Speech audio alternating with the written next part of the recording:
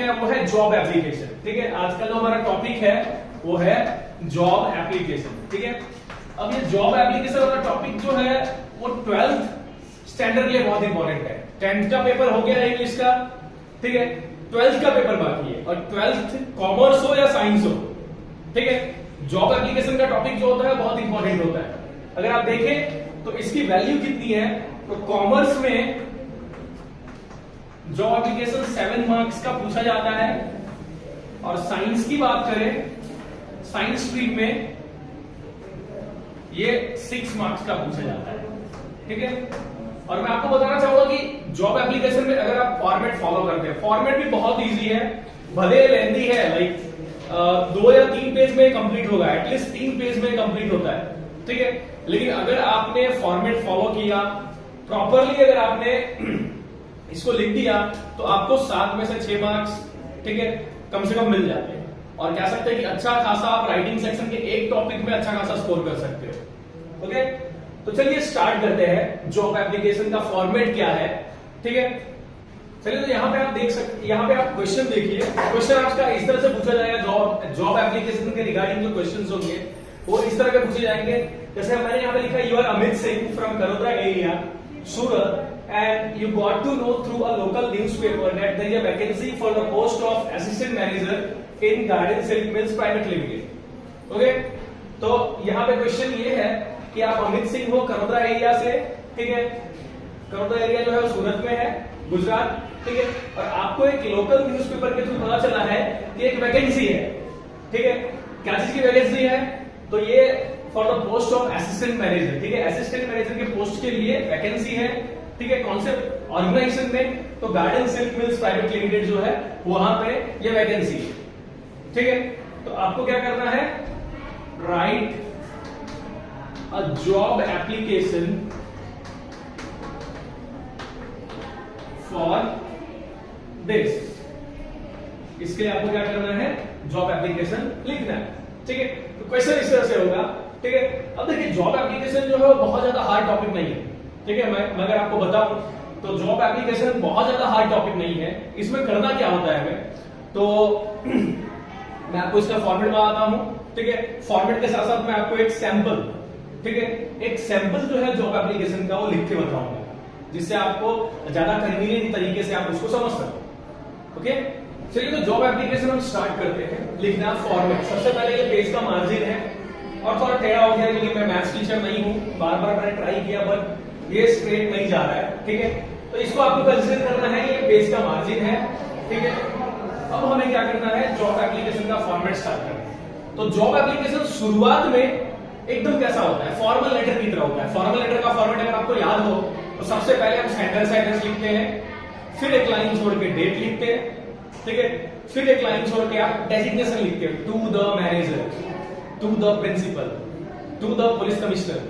ठीक है, ये क्या होता है, ये है आपका उस पर्सन का डेजिग्नेशन, उसके पोस्ट का नेम, उसके नीचे आता है आपका रिसीवर्स एड्रेस, फिर आप लिखते हो सब्जेक्ट, ठीक है, और फिर सैल्यूटेशन लिख के आप क्या करते हो, सब्जेक्ट के बाद एक लाइन छोड़ना है, सैल्यूटेशन लिख के आप क्या करते हो, बॉडी ऑफ लेटर स्टार्ट करते हो। ठीक है, तो ऑलमोस्ट जॉब एप्लीकेशन की जो शुरुआत होती है, it is just like a formal letter. आपको याद रखना है कि जॉब एप्लीकेशन की शुरुआत जो है वो फॉर्मल लेटर की तरह ही होती है। ठीक है, तो अब मान लो कि अमित कुमार जो है, ठीक है, जो जॉब एप्लीकेशन लिख रहा है, ठीक है, उसका एड्रेस सबसे पहले मैं लिख देता हूं।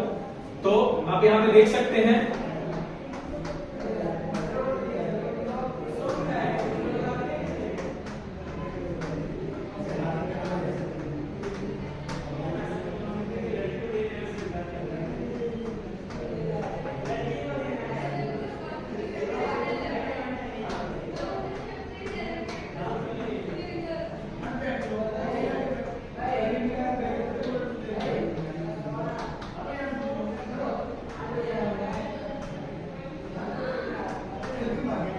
तो यहाँ पे आप देख सकते हैं, देखिए मैं आपको एक चीज यहाँ बताना चाहूंगा कि यहाँ पे ध्यान रखने की चीज क्या है कि एड्रेस जो है कैसे लिखना चाहिए, आपको ये ध्यान रखना है। ठीक है, तो एड्रेस हमें क्या करना है, पेज के 1/3 में ही खत्म करना है। मान लो कि मेरे पेज का लेंथ ये है, ठीक है, तो मुझे इसको 1/3 या 1/4 में खत्म करना है। मुझे आधे पेज तक एड्रेस नहीं ले जाना है, वो बहुत बेकार दिखेगा। आधे पेज तक अगर आप एड्रेस लेके जाते हो, ठीक है, तो वो दिखने में बिल्कुल अच्छा नहीं लगेगा। ठीक है, देखिए मैं आपको बताया हूं, मैंने आपको हमेशा बताया है कि फॉर्मेट के मार्क्स मिलते हैं राइटिंग सेक्शन में। ठीक है, तो यहाँ पे आपका जो ये जो ओवरऑल है ये क्या है, ये आपका सेंडर्स एड्रेस है। क्या है ये आपका सेंडर्स एड्रेस है। ठीक है, ये आपका सेंडर्स एड्रेस है। तो सेंडर्स एड्रेस को आपको क्या करना है, 1/3 में ही खत्म कर देना है, पेज के 1/3 में खत्म करना है। उसके बाद आपको एक लाइन छोड़ना है, जहां भी लाइन छोड़ना होगा, यहाँ पे मैं इस तरह से 2 लाइन बनाऊंगा, आपको समझ जाना है कि एक लाइन यहाँ पे छोड़ देना है। उसके बाद आपको डेट लिखना है। जैसे आज का डेट क्या है, तो आज का डेट है 15 मार्च 2024। ठीक है, तो आपको इस फॉर्मेट में डेट को लिखना है। याद रखिए, आप 15/3/24 या 15/3/24 इस तरह से नहीं लिख सकते। अगर आपने इस तरह से लिखा तो उसको रॉन्ग कंसीडर किया जाएगा, आपके मार्क्स जा सकते हैं। ठीक है, तो आपको याद रखना है कि आपको इस तरह से डेट लिखना है 15 मार्च 2024। ठीक है, इसके बाद फिर से आप एक लाइन छोड़ दीजिए। ठीक है, और फिर लिखना है हमें टू, हम किसको लिख रहे हैं, तो हम लिख रहे हैं मैनेजर। ठीक है, हमें पोस्ट चाहिए असिस्टेंट मैनेजर का। ठीक है, तो हम लेटर किसको लिख रहे हैं, हम लिख रहे हैं मैनेजर को। तो यहां पे आप लिखोगे to the manager, to the manager. ठीक है, अब देखिए यहां पे, तो ये मैनेजर जो है ये क्या है, ये एक डेजिग्नेशन है। ये क्या है, ये एक डेजिग्नेशन। डेजिग्नेशन का मतलब होता है पोस्ट का नेम। जिस पर्सन को आप लिख रहे हो उसका नाम लेके तो आपको लिखना नहीं है। ठीक है, उसका पोस्ट का जो नेम है वो लिखना होता है आपको। ठीक है, तो ये पर्सन जो है वो आपका रिसीवर है, जो आपके लेटर को रिसीव करने वाला है।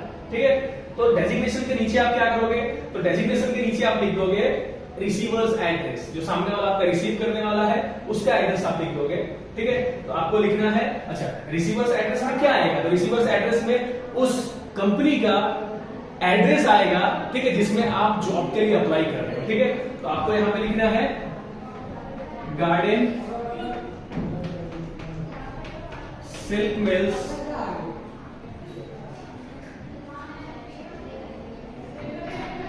Private PVT LTD Jolwa Karodara Surat.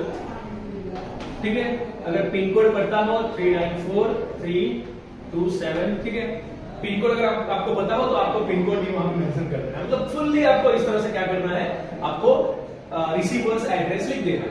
ठीक है, आपको क्या करना है, रिसीवर्स एड्रेस लिख देना।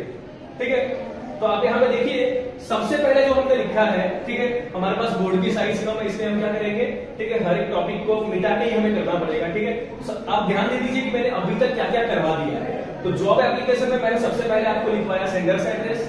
ठीक है, उसके बाद हमने लिखा डेट। ठीक है, उसके बाद हमने लिखा डेजिग्नेशन। डेजिग्नेशन मतलब पोस्ट का नेम, जिस पर्सन को आप लिख रहे हो टू द मैनेजर, तो उसके पोस्ट का नेम आपने लिखा। और उसके नीचे आ गया आपका रिसीवर्स एड्रेस। क्या आ गया, रिसीवर्स एड्रेस, रिसीवर्स एड्रेस। ठीक है, तो यहाँ पे आप देख सकते हैं, देखिए जैसे हम ग्रामर के रूल्स बच्चों को याद करवाते हैं, वैसे ही अगर पूरे साल हमने बच्चों से, मान लीजिए कि हर एक वीक में एज ए टीचर अगर मैंने हर वीक में किसी बच्चे को उठा के पूछ लिया कि भाई मुझे जॉब एप्लीकेशन का फॉर्मेट बताओ।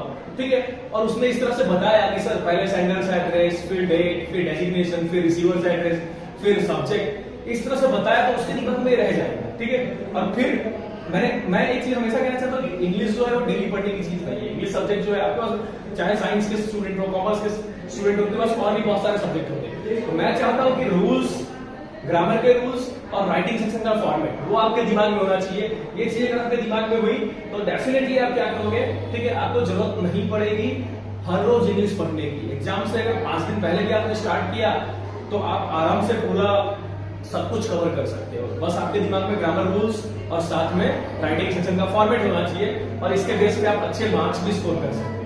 ठीक है, तो फिलहाल अभी हमने sender's address, date, designation, receiver's address ये सब कवर किया है।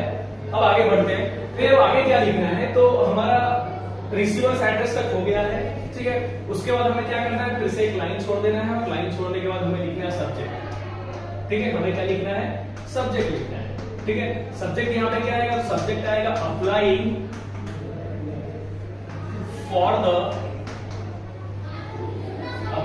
For the post of assistant manager. Okay, single line में खत्म करना है, ठीक है। भले मेरा सिंगल लाइन में खत्म नहीं हुआ है क्योंकि मेरा बोर्ड जो है वो छोटा है, ठीक है। आई एक्सपेक्ट आप जिस पेज पे लिखोगे वहां पे सिंगल लाइन में या डबल लाइन में अगर आप देखो तो एक सिंगल वर्ड मैंने लिया है, ठीक है। तो आपको ये याद रखना कि एप्लीकेशन सॉरी आपका जो सब्जेक्ट होगा वो एक पैराग्राफ की तरफ कभी मत लिखना, ठीक है।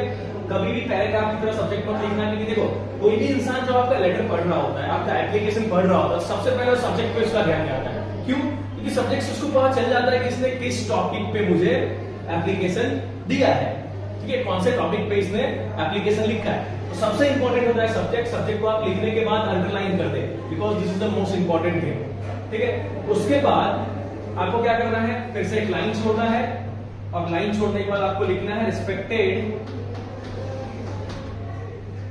सर, ठीक है, और मैम, ठीक है। रिस्पेक्टेड सर और मैम ये लिखना है। अब देखिए आपका जॉब एप्लीकेशन का जो बॉडी होता है, ठीक है, बॉडी ऑफ जॉब एप्लीकेशन वो थोड़ा अलग तरीके से लिखा जाता है, ठीक है। तो मैं आपको कुछ सेंटेंस लिख के बताता हूं कि आप किस तरह से बॉडी ऑफ जॉब एप्लीकेशन लिखना है। चलो, तो यहाँ पे आप देख सकते हो कि जो बॉडी ऑफ एप्लीकेशन है वो इस तरह से स्टार्ट करता है। I got to know through a local newspaper that there is a vacancy for the post of assistant manager in your organization. Okay, my education qualification and job experience matches the criteria given by you.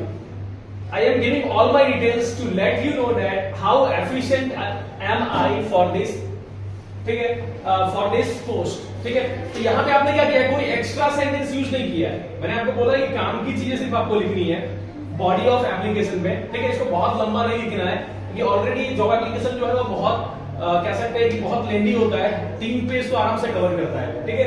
तो आप body ही एक page में लिख दो, वैसा नहीं होना चाहिए। जो काम की चीज है वही लिखनी है। तो यहाँ पे आपने काम की चीज ही लिखी है, ठीक है।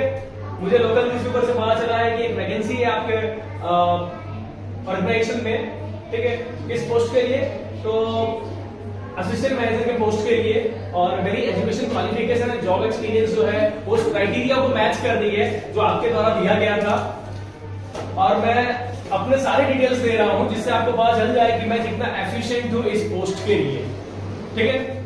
अब आगे क्या करना है आपको, देखिए बहुत सारे लोग क्या करते हैं, बहुत सारे टीचर्स या बुक्स में भी दे रखा है कि सबसे पहले आप फॉर्मल लेटर को जिस तरह से लिखते हो उस तरह से लिख के एंडिंग भी लिख दो, एंडिंग भी पूरा लिख डालो, ठीक है। एंडिंग भी पूरा लिख डालो, मतलब आप रेस्पेक्टेड सर एंड मैम, उसके बाद आपने पैराग्राफ लिखा बॉडी ऑफ जॉब एप्लीकेशन, उसके बाद आप उसका एंडिंग भी कर दो, ठीक है। योर्स सिंसियरली करके उसका एंडिंग कर दो, उसके बाद आप अदर इंफॉर्मेशन लिखना चालू करो।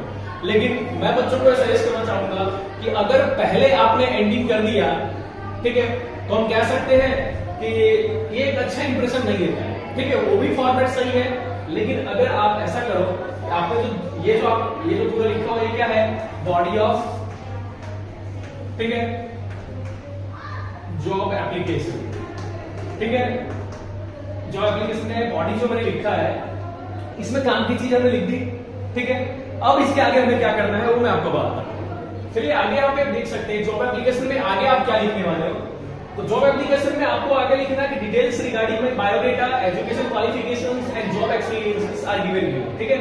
मतलब आपने जो बॉडी ऑफ जॉब एप्लीकेशन लिखा उसके बाद आपको ये लिख देना है कि मेरे बायोडेटा के रिगार्डिंग, एजुकेशन क्वालिफिकेशन के रिगार्डिंग और जॉब एक्सपीरियंस के रिगार्डिंग जो डिटेल्स है मैंने नीचे लिखे हैं, ठीक है। यहाँ पे आपको बायोडेटा का हेडिंग दे देना है और फिर उसमें बायोडेटा में क्या क्या आएगा, तो नेम, फादर्स नेम और हस्बैंड्स नेम, ठीक है। Like boys, they have to write their father's name, and if a female is married, then she has to write her husband's name. Okay, तो वो मेंशन करना है, gender, date of birth, marital status, religion, nationality, language known, address, ठीक है।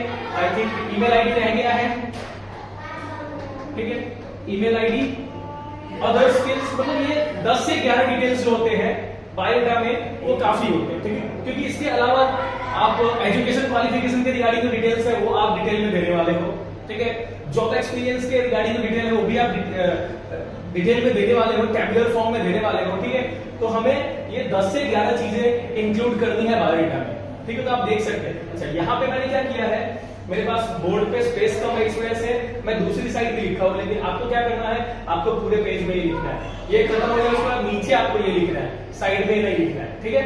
तो आपको ऐसा करना है, name, father's name, husband's name, gender, date of birth, marital status, religion, उसके नीचे nationality, language known, address, other skills, email ID, ये सब यहाँ पे मेंशन करना है, ठीक है। यहाँ पे आप जितनी चीजें लिखोगे आपको एग्जामिनर जो है, चेकर जो है, वो उतने अच्छे मार्क्स देगा, ठीक है। तो आपको लेकिन बहुत ज्यादा यहाँ पे इंक्लूड नहीं करना है, ठीक है। ये 9 से 10 चीजें, 11 चीजें इनफ होती है बायोडेटा में, तो आप इसको यहाँ पे लिख सकते हैं। और यहाँ पे आपको अपना एजुकेशन क्वालिफिकेशन, जॉब एक्सपीरियंस यहाँ पर नहीं लिखना है, और अलग से हम लिखने वाले हैं, तो हमें यहाँ पे मेंशन करने की जरूरत नहीं है, ये ध्यान रखना है। चलिए आगे बढ़ते हैं।